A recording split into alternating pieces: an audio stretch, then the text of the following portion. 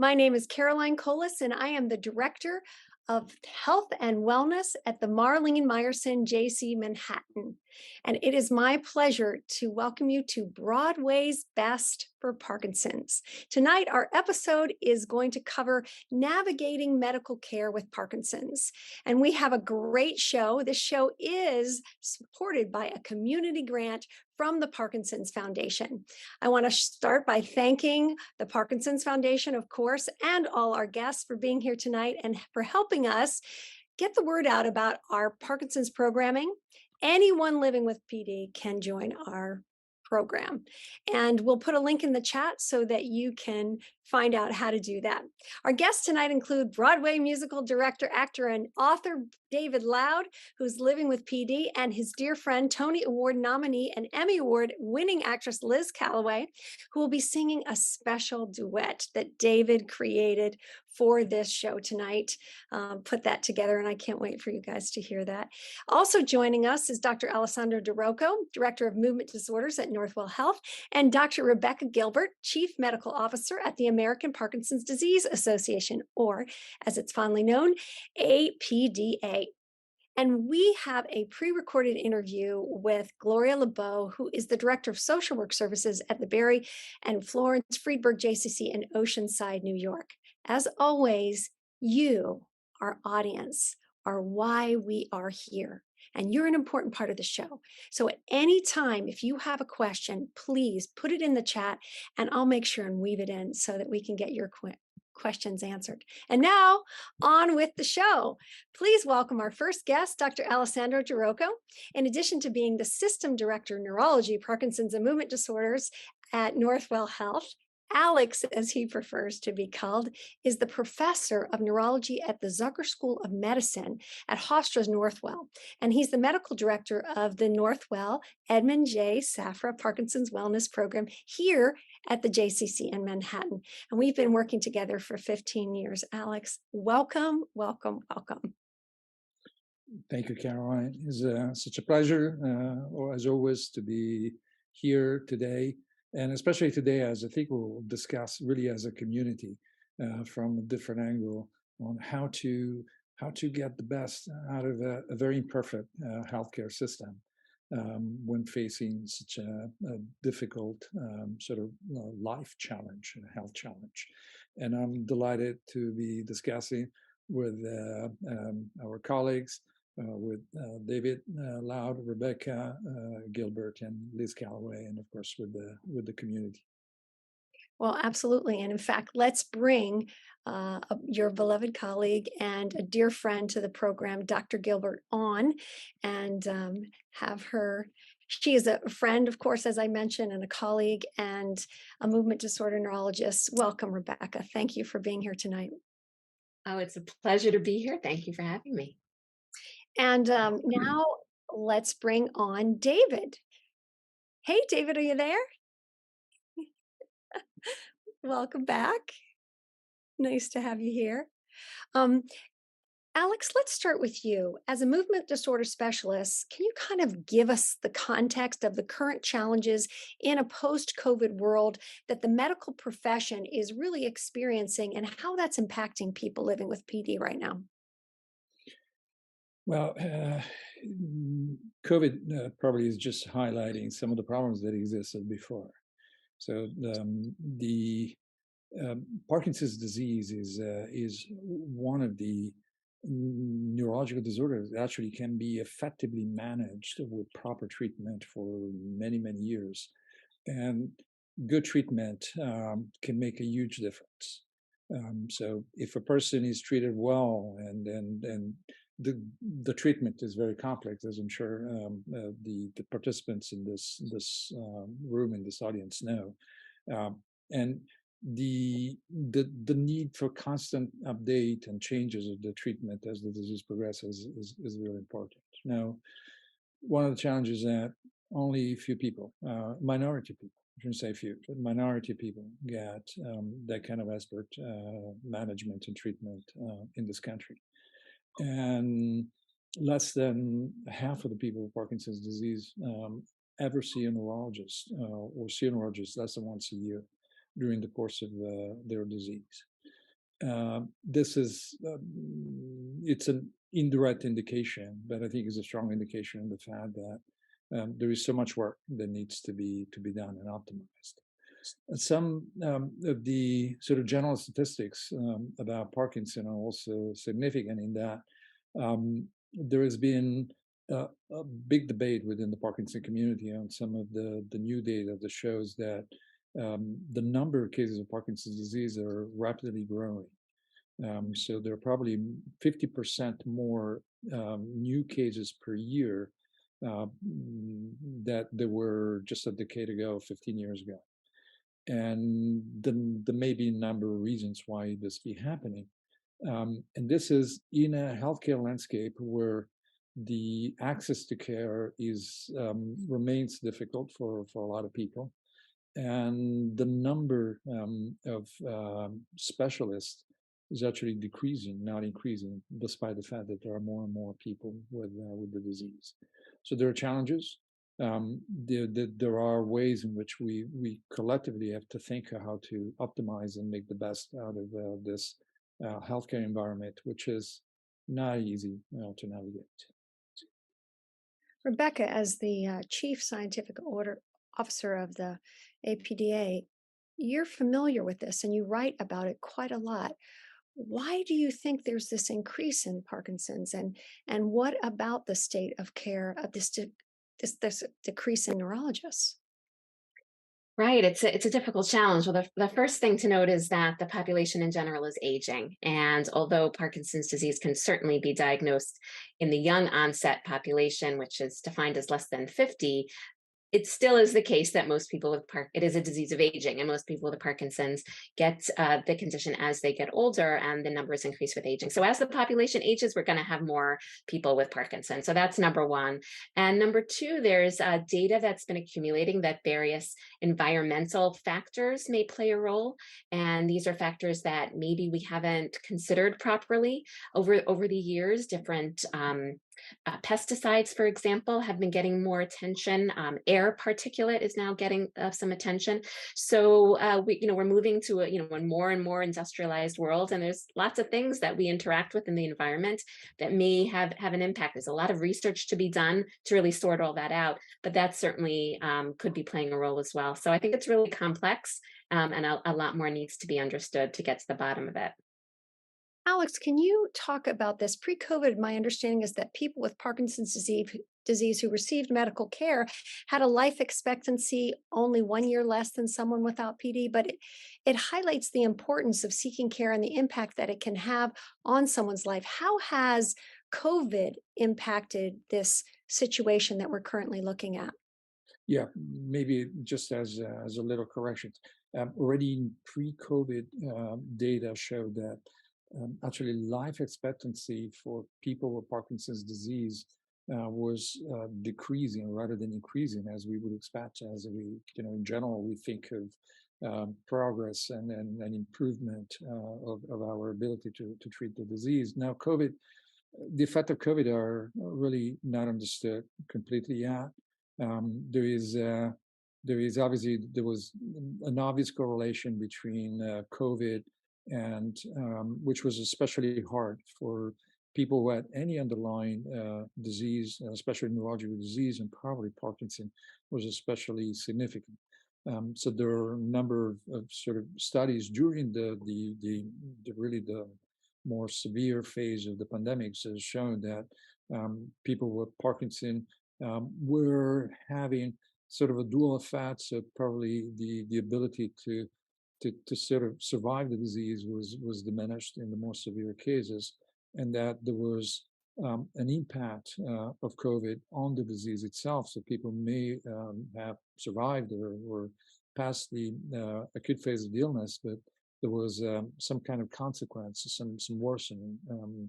And this is in the immediate phase. Now, what is unknown and what we're looking at, there is a fear that may be happening is that the exposure to COVID, especially people who had the more significant disease, may actually have some kind of long-term effect on the brain.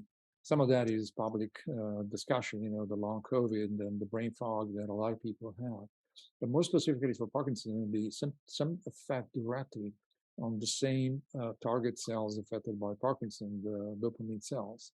So it is possible, and there are some initial data that may be suggesting that's the case, that one of the long-term effects of COVID is possibly an increase in numbers of people with Parkinson's disease, or perhaps a more severe forms of the disease. Now, I don't want it to sound, the panicky alarm, because this is by no means this has been proven, and hopefully this will not be the case. But certainly is something that I think the whole Parkinson community, at all levels, from basic scientists to researchers on the bench to clinicians to the community are looking at. Thank you for sharing about that. I think that's an important thing to just kind of, it sounds like we're going to be watching that. And Rebecca, is there anything you want to add around that, kind of paying attention to the impact of COVID? Yeah. So, in addition to the actual interaction with the virus itself, which, as Alex mentioned, in the acute phase and potentially long COVID, so many unanswered questions about how that interaction is going to go. We have to mention, the change in life that happened to so many people, and the lockdown itself, which, thankfully, is over at this point, but the change in how people interacted with their families, with their friends, with their exercise regimen, with their healthcare providers, with their home health aides. I mean, every single interaction was thrown up and rearranged, and this had profound effects on people, making people more isolated, making people less mobile, making people less engaged. And I've had numerous, and I'm sure Alex, you have had too, numerous patients who really their entire interaction with Parkinson's changed because they weren't as mobile and weren't as engaged. And so I think those effects are really dramatic for some people. And it's been acknowledged in the medical literature, certainly, and very anecdotally as well. So definitely have to mention that. David, I would love to hear a bit more about your experiences navigating the healthcare system as someone living with PD. Can you share some of those experiences with us? Sure, I'd be happy to. I'd like to say, though, that hearing some of those things that Dr. Di Rocco was just talking about, I feel like one of the luckiest people with Parkinson's ever. I mean, I do have a neurologist who I can see, if not on demand, then fairly easily, 2, 3, 4 times a year if I need. And having not had COVID, thank God, I hadn't heard that there was a possible, additional effect of COVID on people with Parkinson's before. So that's quite interesting to me. When I was diagnosed with Parkinson's, which came as a surprise to me, I read the chapter of my diagnosis from my book at the last panel discussion that we had. And it was a complete shock to me that I was being diagnosed with Parkinson's. And so it was the surprise of it and the overwhelming pessimism and gloom that seemed to come with the diagnosis. This is a degenerative disease for which there is no cure, left me in anguish about what to do. How do I start? How do I deal with this? It took me a long time to put together a coherent response to those questions by finding people who were going to support me and help me with medication and help me getting to doctors and making sure I had the right doctor for me. It was overwhelming when I started. And there were social workers in the office, in Dr. Di Rocco's office, who were helpful to me. But you feel very alone, having been diagnosed with something as sort of life-changing as Parkinson's. And it's not easy to navigate the healthcare system in America, as we all know. It Yeah. requires great tenacity, and you have to be able to cut through a lot of crap to get yourself heard and seen in the way you need to be heard and seen. It was really hard. Thank you, David, for sharing that. It's such a challenging journey. Alex, what are some of the steps someone like David can take to better navigate the healthcare system while living with PD? Are there things that our listeners and David can do to help them help themselves? Well, I think one of the instruments that we have is really knowledge and self-empowerment.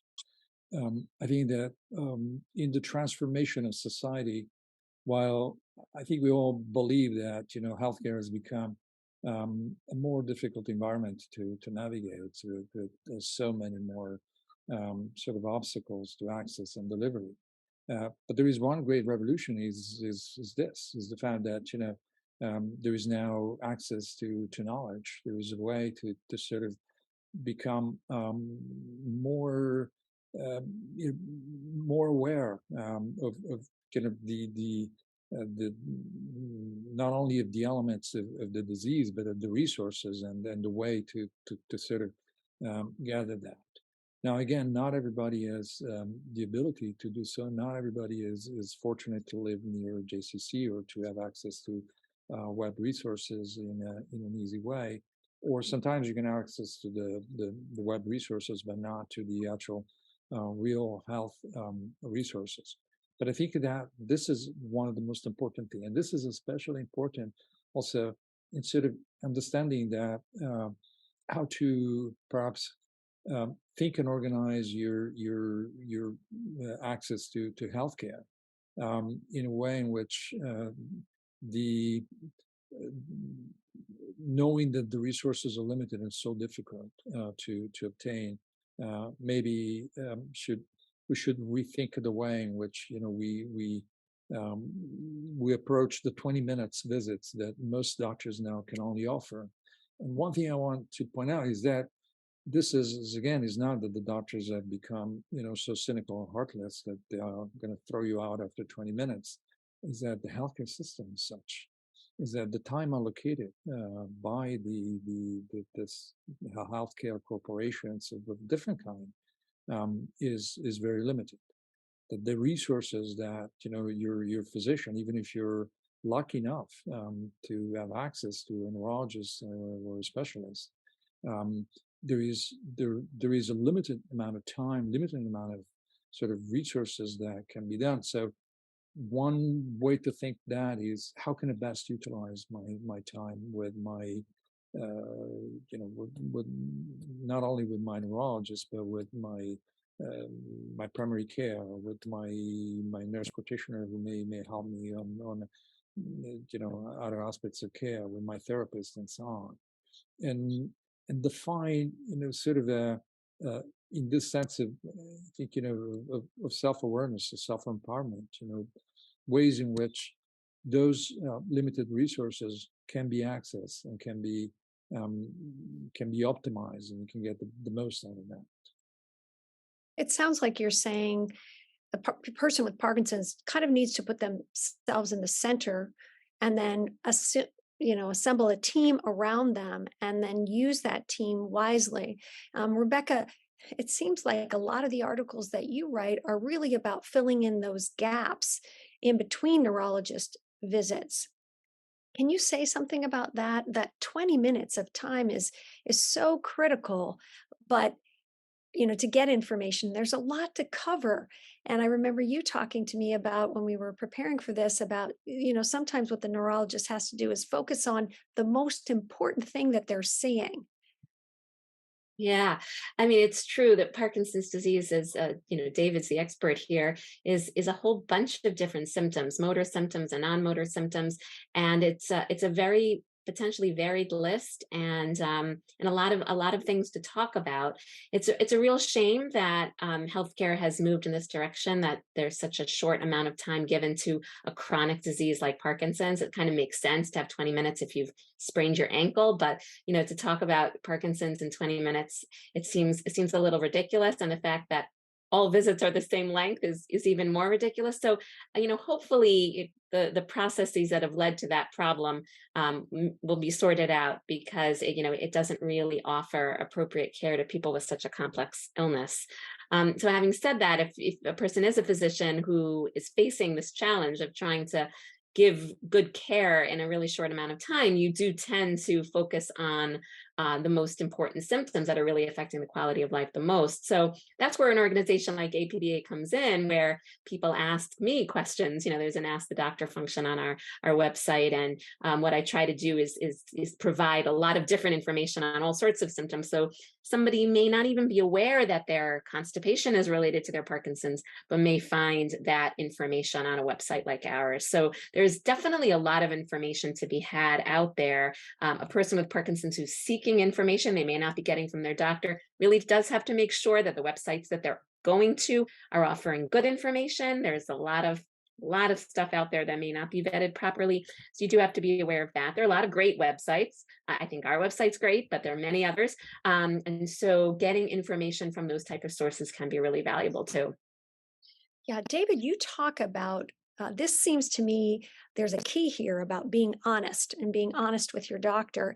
And yet you talk about that there's a form that you have to fill out in the waiting room before you see your neurologist, before you see Dr. Di Rocco, and it causes you some anxiety. But can you talk about that a little bit? Because it seems like, especially for people out there that don't have that much time with their neurologist, they need to be honest about where they are.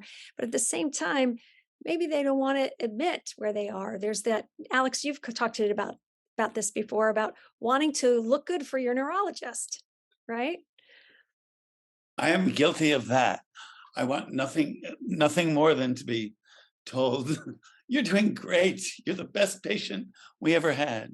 But it's a very normal thing that when you go to a neurologist, you're given a list of symptoms and asked to place yourself, between 1 and 10 on the incontinence chart, or the tremor chart, or the can you feed yourself, can you dress yourself. And so it becomes this crystal ball into which you're looking for your future. I'm only at 2 now, but boy, it's going to stink when I'm at 8 on this disease and this element of the disease and this element of this. It was like a house of horrors to get through before going to the doctor, and combine that with, yes, I want to be honest, and I want to bring my every problem into the office, but I also have the good boy syndrome, which is I want to be doing well. Alex, can you talk about that? Do you have any suggestions on how to manage this anxiety and sort of that, good boy or good want to show up and do well for my doctor syndrome? It's interesting, and I see that, and there are two sort of parts to this answers. The first, on a practical level, tying with what Dr. Gilbert was saying and what David was alluding to. Some of those forms are a way to save time. So if it's already on the form that you don't have any trouble with constipation, we won't spend, those few precious minutes to talk about constipation, ask about constipation. And the same for the medications. People write same, but same is always a difficult thing. So that kind of time in the waiting room, not only because we're always chronically late, and so it's a filler, but that time is important. So to write down the medications and in a precise way, and the time and everything else saves that time to be discussed. And the same sort of question is that what is the biggest thing you want to discuss? And you sometimes the most important thing comes at the end. You say, "Oh, by the way, doctor, I fainted last week." The moment you're saying goodbye, and you that's something that is important to think ahead. Would you want to do that? So apologize with those terrible forms, which are really horrible, because they do look at the whole case scenarios. Although there is a pessimistic way of reading, because there is a scale, because part of that is full of zeros and says I can do everything and I'm wonderful about that. But I want to say about the performance element. We all know, and it often comes out when there is a spouse or a friend, and the person performs beautifully, walks beautifully, does the pirouette and the jump and everything else, and visits, and the spouse says, I can't believe you're doing this, at home you do, and that kind of things. But it's normal, as human, and we're part of that element. One element that one word that you both use is honesty. And sometimes that moment of introspection is important more than the performance. And sometimes the moment is difficult to express in the presence of a spouse or someone that you care about. So, normally always offer a few minutes alone with the person.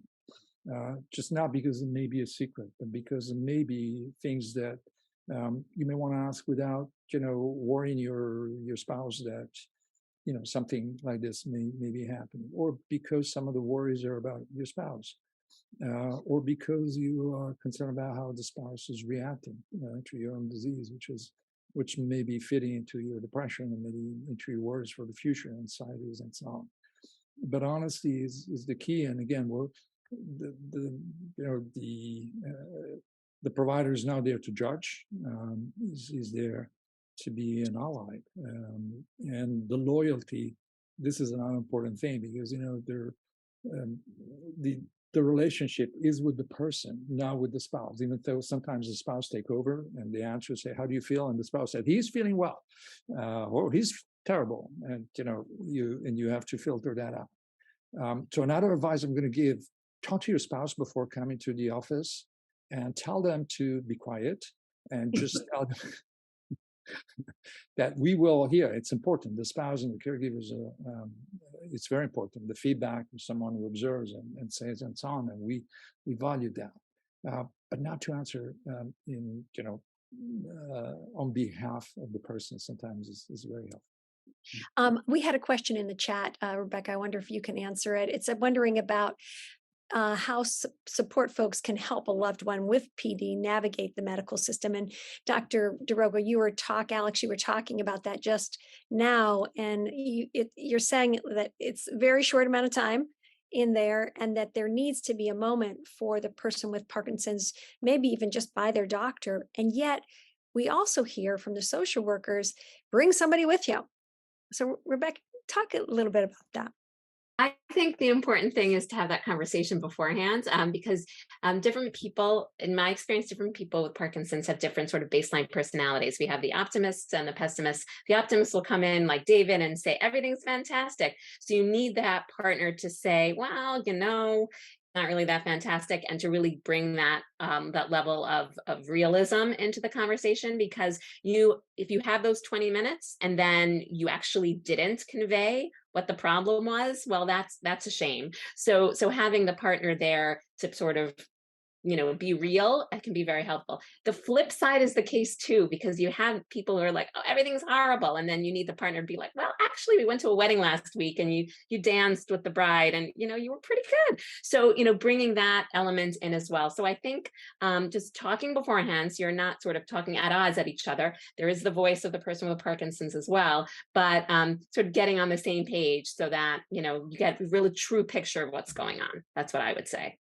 Awesome. David, I know recently you had the opportunity to participate in kind of a medical boot camp that Dr. Di Rocco supervises, and you found it really helpful, in particular that the medical team was titrating your medication. There's a lot of questions that our audience has, I know, about medication and about how long it can take in between visits, and sometimes medications adjustments can really make a difference. Do you want to talk about that a little bit?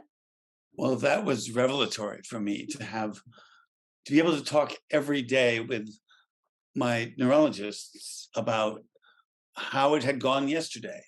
Whether taking this pill after eating a bigger breakfast made the pill work less efficiently, so we could fix that the next day instead of fixing it 3 months later at my next appointment.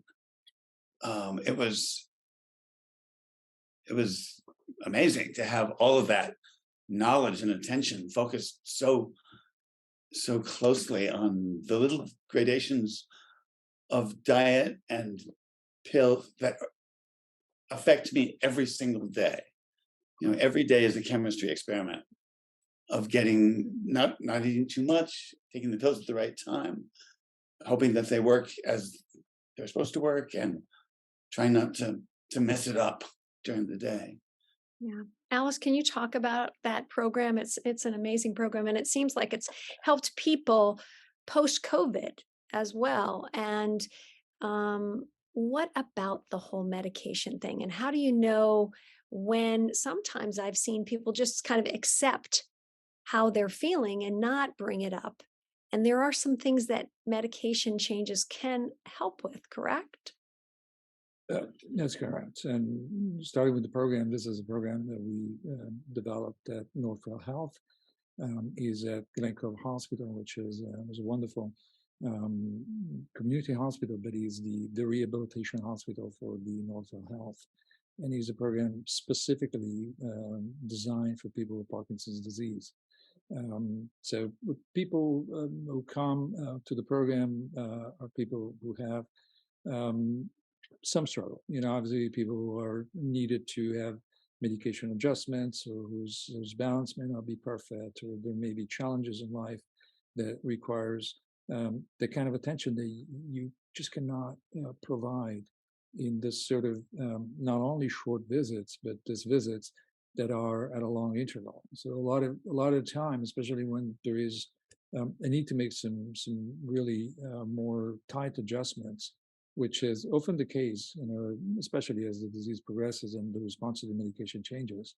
Then you have what's been defined the desert in between. You have a visit, you may have just a very reasonable change in medications that's been suggested, and then say, okay, now we're 20 minutes, 30 minutes are over.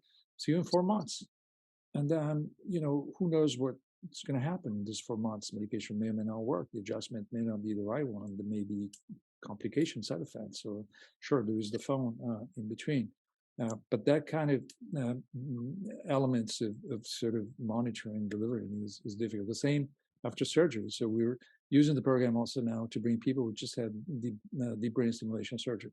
So instead of sort of putting 2 wires in the brain and say goodbye and good luck, and hopefully this will work, we'll bring them for 2-3 weeks right after surgery, to allow them to recover after surgery, and then sort of make the changes in the medication and the stimulation. Now, it's a pilot program, and it's wonderfully staffed, as David said. The therapists are taking this. They're training. They're really enthusiastically embracing this, and it's really sort of there is a certain energy. And we have a dance program now. There was an art program that's starting. David is going to be helping us to build a music program there, hopefully. But there is this sort of great energy there, and then an attention to caregivers, by the way, who are the other aspects, the other person or persons that are affected by the disease. Now, the adjustments, the medications, and the question of the medication and how to sort of handle the complexity. Some people need to take a medication every 2 hours or 3 hours, take 2, 3, 4, 5 different drugs at different times and so on. It's really a very complex disease. It's been defined the most complex medical disease to manage at a certain level. It probably is. This is certainly something in which, again, with the limitation of the healthcare system and the access to being knowledgeable, being sort of self-empowered through, APDA, the Parkinson Foundation, the resources that we have, and just sort of learning and understanding, what the effects may be, what is an expected effects, and what is sort of a less expected effects, and is really important. Wow. Well, Alex, I know that you are going to have to leave us this evening, but before you go, I wanted just to thank you for joining us. We're going to talk next about the psychosocial support. We have a recorded interview with Gloria LeBeau from the Barry and Florence Friedberg JCC. She's the Director of Social Work Services, and she wasn't able to be here tonight, but we pre-recorded that. It was with myself and David. And Matt, can we show that now? And Rebecca and David and Alex and I will pop off so everyone can see that, and then we'll continue our conversation. Gloria, can you talk a little bit about your perception of that first appointment and also following appointments? Oftentimes we don't get much time with a neurologist or a medical team, how we can use social work services to help us. The problem is that when you walk into the door of a doctor, you don't always know what to ask. You don't even know what questions to ask, especially if this is a new diagnosis. But it is helpful if you can walk in with questions so that the 20 minutes, 30 minutes, whatever you get are used for you.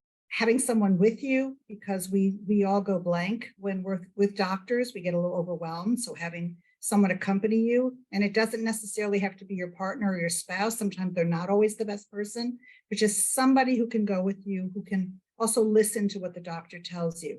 All right, so once you walk away from that doctor's visit, now what? What do you do in between before the next visit? So I think that's where sometimes a social worker can really help you figure out what other resources might be available to you. So whether it's getting support, whether it's accessing financial resources, whether it's dealing with work and how to navigate your employer, whether it's how to talk to you and your partner, how to just talk about it.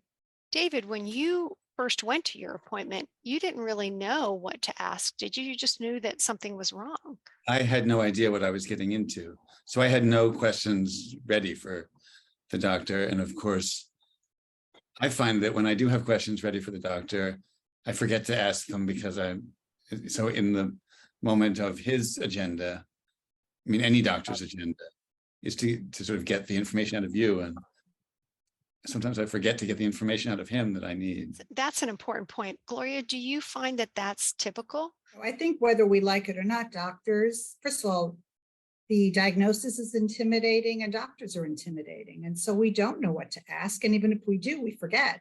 So that's part of doing your homework. Over time, once you understand what the diagnosis is, you really can't walk in blind anymore. You got to do some of your own homework. You really do have to do research. And I think people with Parkinson's, I find, are the best researchers I think I've ever met.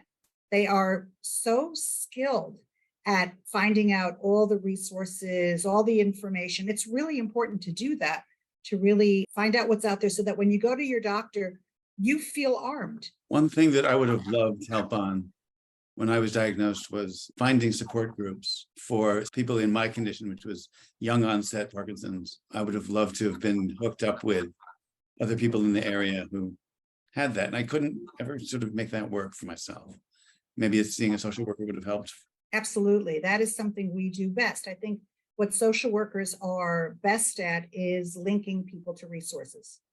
So whether it's support groups, whether it's individual counseling, certain therapies, whether it's dance, whether it's music, financial resources, entitlements, I would say that's what social workers are best at. I think people are beginning to understand what social workers do and that it's very broad. When an individual has pretty much any chronic illness, certainly Parkinson's, there's a desire to expand their network and that the social worker is part of a larger team. I think the idea of a team and expanding their community is really important to emphasize. David, do you have any thoughts about social workers, or have you found them to be helpful? Yes, Dr. Di Rocco's office had a social worker who was very helpful to me. What I was craving, I remember when I was newly diagnosed, was any information about how to make this better, how to make the pills that weren't working as well as they should have be working. And was it my diet? Was it what I was eating? Any little hacks that I could find from people who were in my situation were very valuable to me, because I didn't know if the things that were happening to me medically were just me, or if this was typical of lots of Parkinson's patients, because I didn't know a lot of Parkinson's patients. It's a world that you're suddenly thrust into that you know nothing about. You don't know why your body is decaying in a certain way.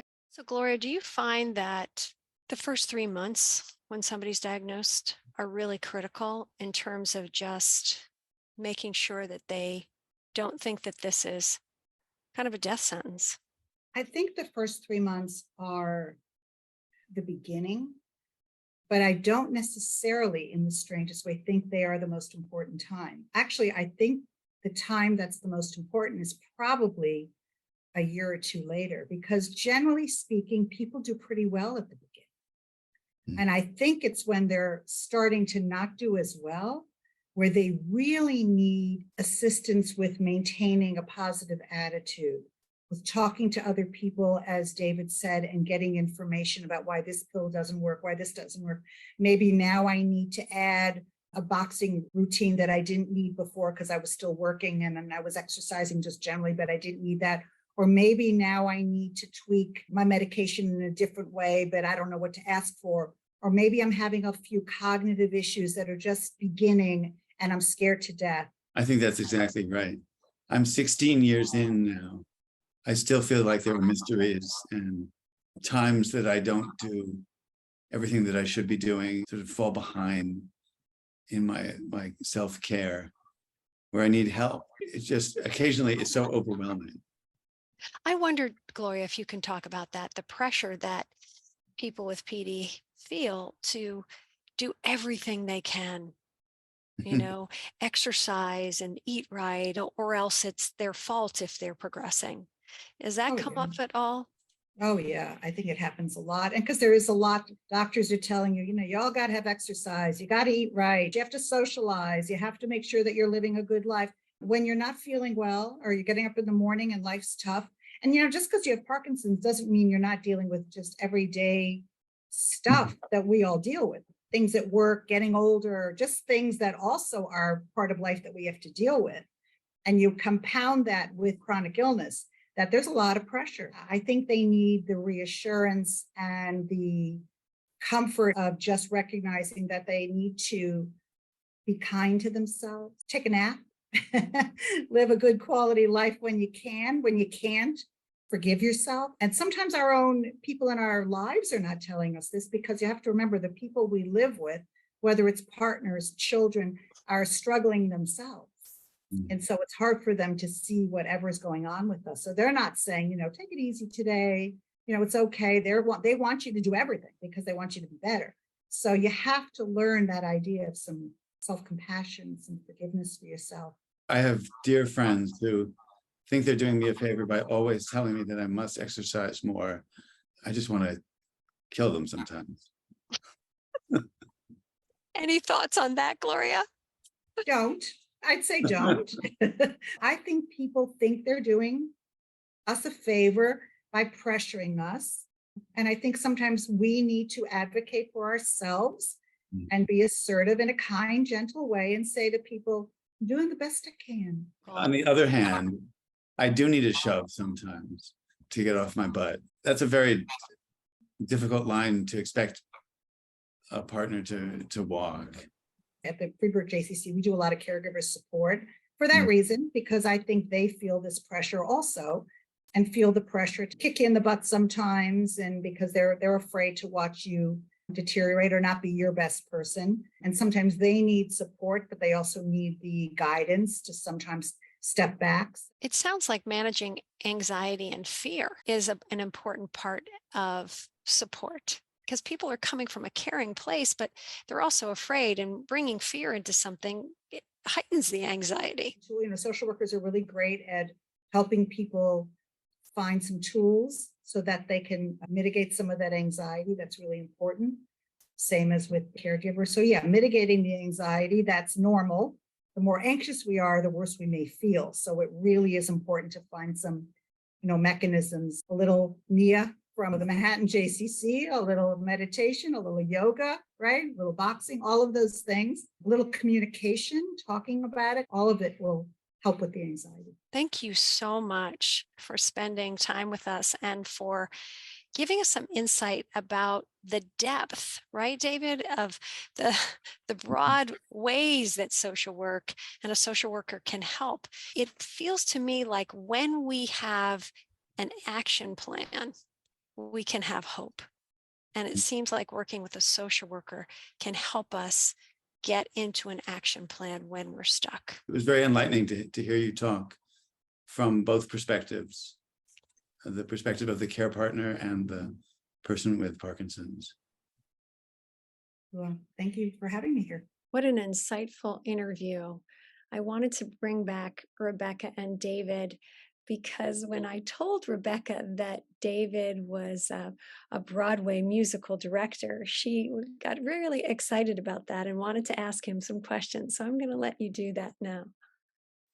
Oh, fantastic. Yeah, I mean, I think it's absolutely fantastic that you are a Broadway, you know so much about Broadway and working on Broadway. And I was so curious how you navigate your role with Parkinson's disease. So could you tell me and the audience a little bit about how Parkinson's has affected your career?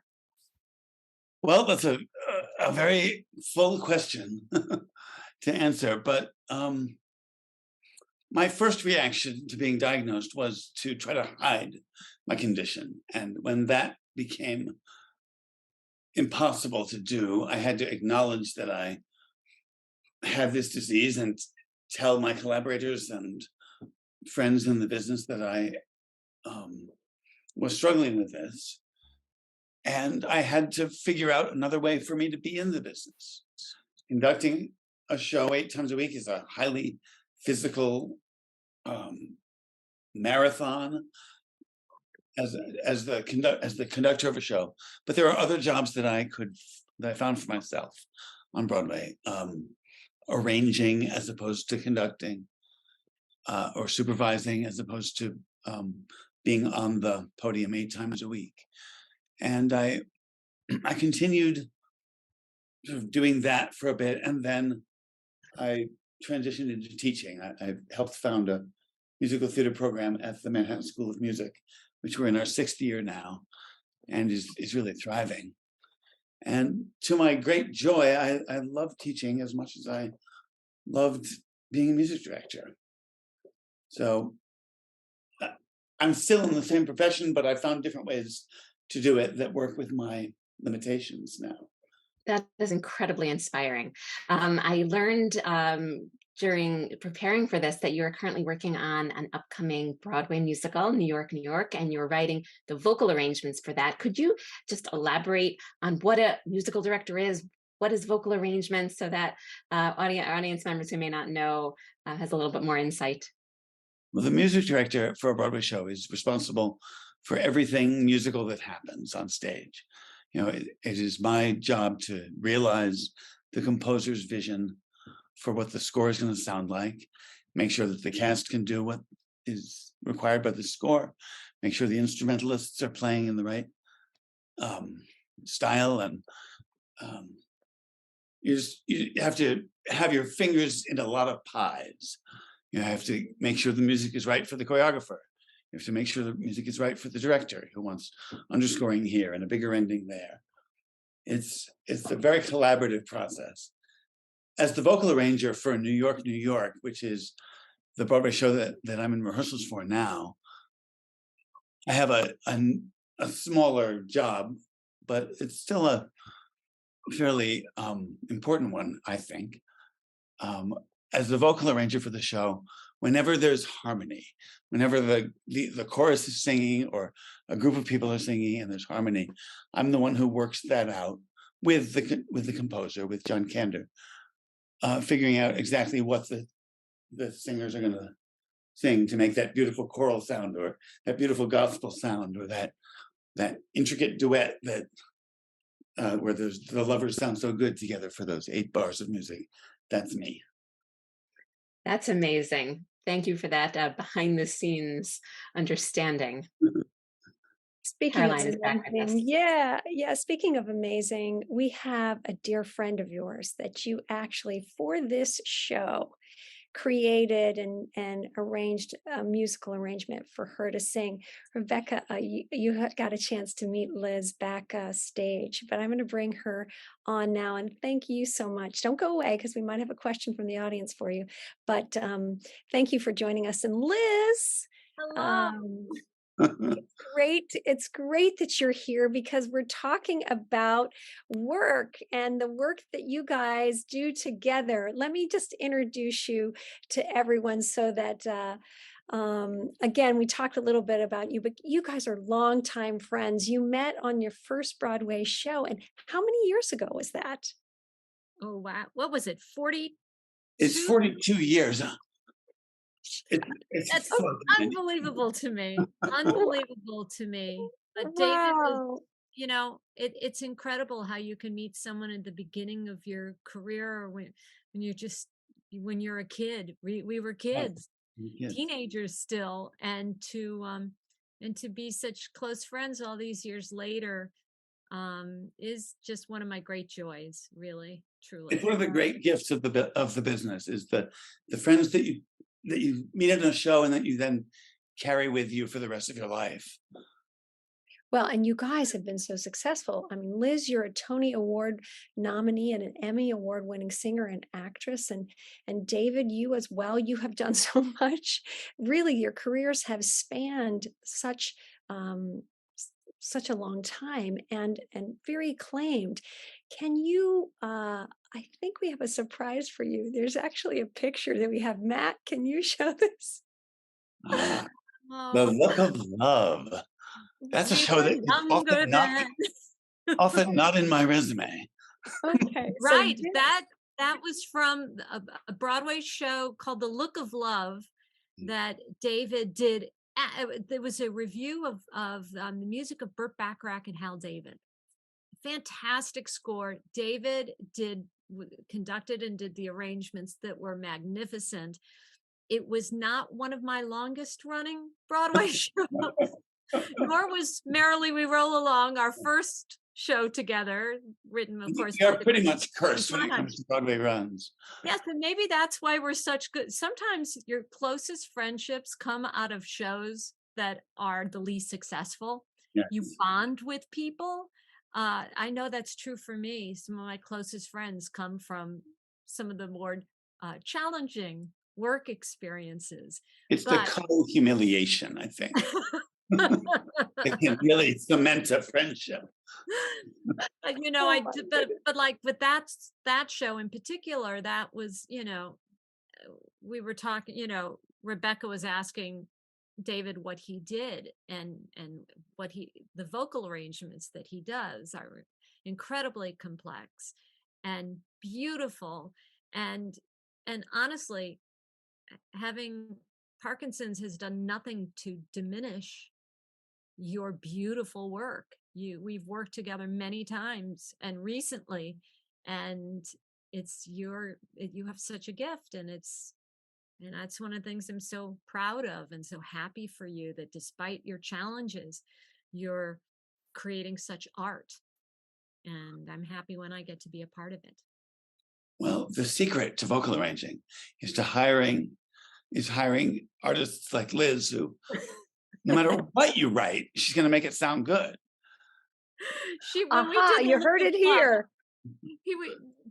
he's famous for doing triptychs, which are like, he takes 3 songs and he weaves them together. So for the 3 singers, it's the ultimate, end product is incredible, but it's incredibly hard to learn. It's really hard to do. It takes great concentration.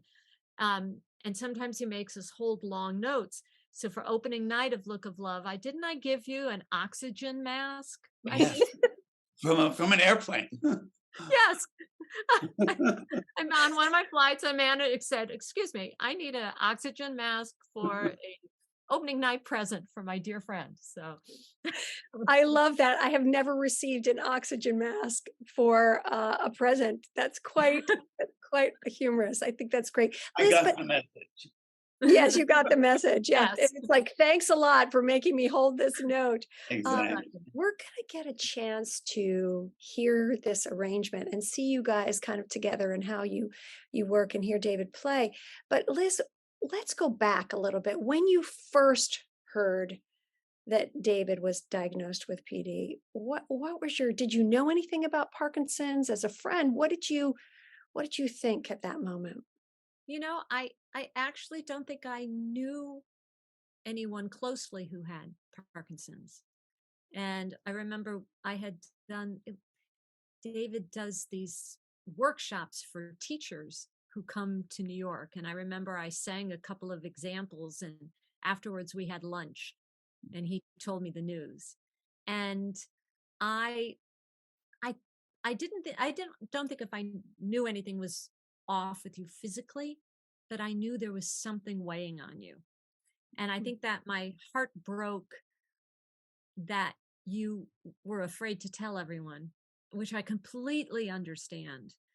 And if I can add, reading David's wonderful book was, in which he talks so much about some of the things we've done together, but also how it felt to find out he had Parkinson's. So, someone you've known, most of your life. That was very powerful. And so I felt for you tremendously about what you, and I had to learn what you were experiencing.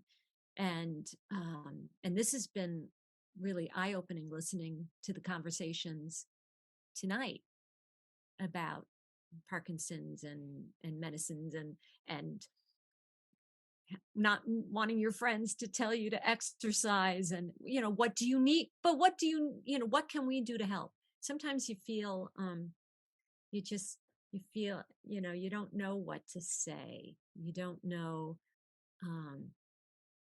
When I see David after not seeing David for a long period of time, it's like, how are you doing? And it's so much of life seems so tentative since the pandemic.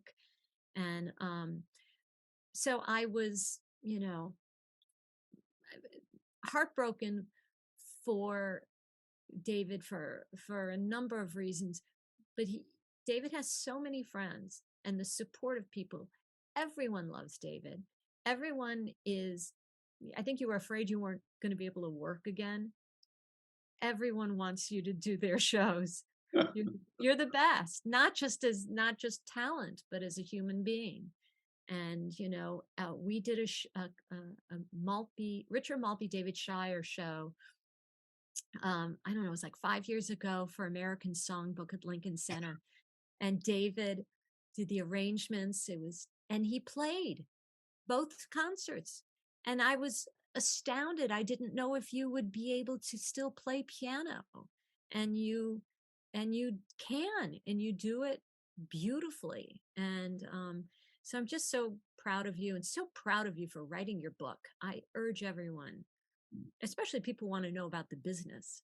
It's an incredible book. And It's beautifully written. And Liz, I think you've articulated something really important, which is that Parkinson's takes place in the messy middle, right? Every day is different. It's not a this or that. It's a let's figure out as we go kind of situation. And it's different for every single person. David, would you find that that's true, that you wake up and you don't really know what the day is going to be like? And you have to be very agile in a way, listening to your body. As you said, the timing of the medications, sometimes you're able to do something. Sometimes it's like, oh, well, maybe not right now. Yeah, it's always surprising to me to wake up and remember that I've got limitations on the day and that I might not be able to do the things that I, instinctively want to do. It's and I still think, it'll only take me 5 minutes to get dressed. So I can, sit reading my book a little longer, and then I have to remember, no, it actually takes 25 minutes for me to get dressed now. Yeah, it's just, you never know. You never know if it's going to be a good day, a bad day, a hard day. Maybe the morning will be great, and maybe I won't be able to move this afternoon.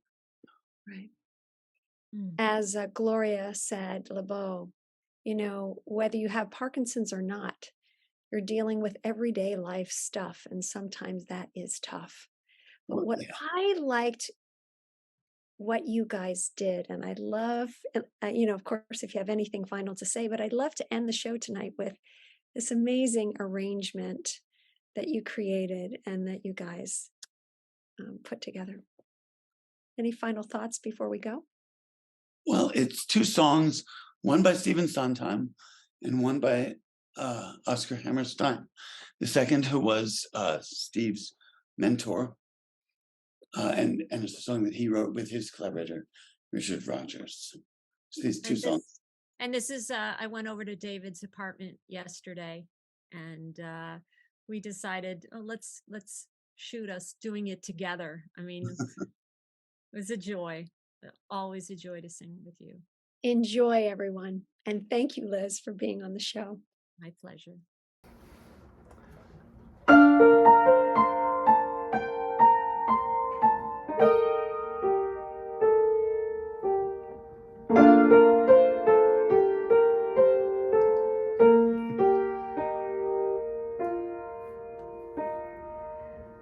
Hard to see the light now. Just don't let it go. Things will come out right now. We can make it so. You are not alone. No one is alone. No one is alone.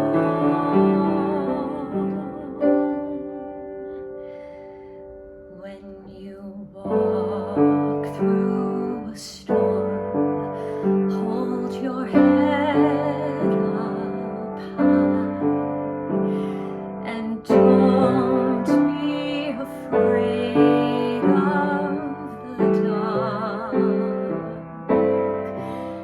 At the end of the storm is a golden sky, and the sweet silver song of a lark. Walk on through the wind, walk on through the rain, though your dreams be tossed and blown. Walk on, with hope in your heart, and you'll never walk alone.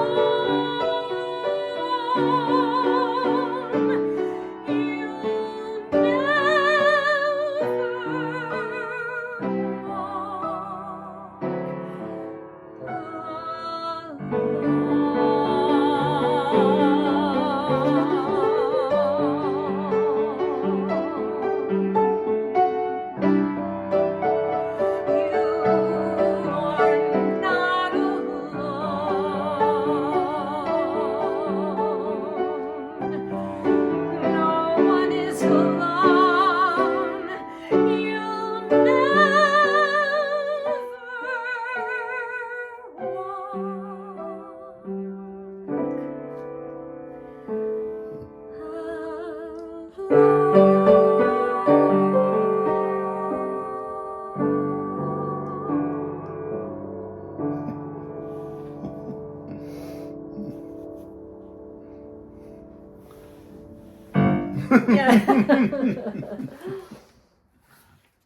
Oh my goodness. Just so beautiful. For those of you that haven't seen Liz perform in concert or with her sister Ann Hampton Calloway, you must.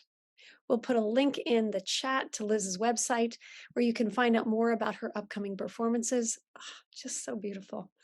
Thank you so much for being here tonight, everyone. Liz, thank you for coming. Rebecca, thank you for coming. David, thank you for being here. Dr. Di Rocco, Alex, thank you. Thank you. Thank you. We've come to the end of our evening. Please remember to check the chat for links to everything that we've talked about. Remember, you do not have to face PD alone. The Northwell Health Edmund J. Safra Wellness Program at the JCC is open to everyone. And whether you want to join us in person or online, our next Broadway Best will be at the JCC. And it'll be live, and I hope you will join us. I hope you will come and get to hear David sing, and maybe even Liz will drop by too, who knows. But it is on Sunday, April 16th, and I hope you will consider joining us. Broadway Best is supported by a community grant from the Parkinson's Foundation. So let's give a huge shout out to the Parkinson's Foundation for their support and continuing to give us a grant for a second season, and to David Loud for being our featured guest this series and for sharing his journey with us. We have a short survey that we're going to send to you all, and we want you to please take it. It's important. It helps us organize the next show, and it also is an important part of our grant. So take 3 minutes and complete the survey for us. It will be extremely helpful in reporting back to our funders about the impact of this program it has made on you and anyone in your life. Our next episode, as I said, will be Sunday, April 16th. It's going to be live, and we want you to be there. The link is in the chat. We want to thank you for coming, the Marlene Meyerson, JCC Manhattan, Northwell Health, Craig Waltz, Weiss for our video editor, our production manager and scriptwriter, Whitney Chapman, our AV team, Sam Brunswick, Matt Temkin, and Jeff Fontaine. And of course, if I can have all the guests back that are still here to wave, Dr. Di Rocco, Alex, Rebecca Gilbert, Dr. Rebecca Gilbert, David Loud, and Liz Calloway. Are you guys still here? Rebecca, you're still here. Thank you. Thank you, thank you, thank you, everybody, for coming. Here they are. Oh my gosh. Bravo, bravo. Thanks, everyone. And any final words, David or Rebecca or Liz?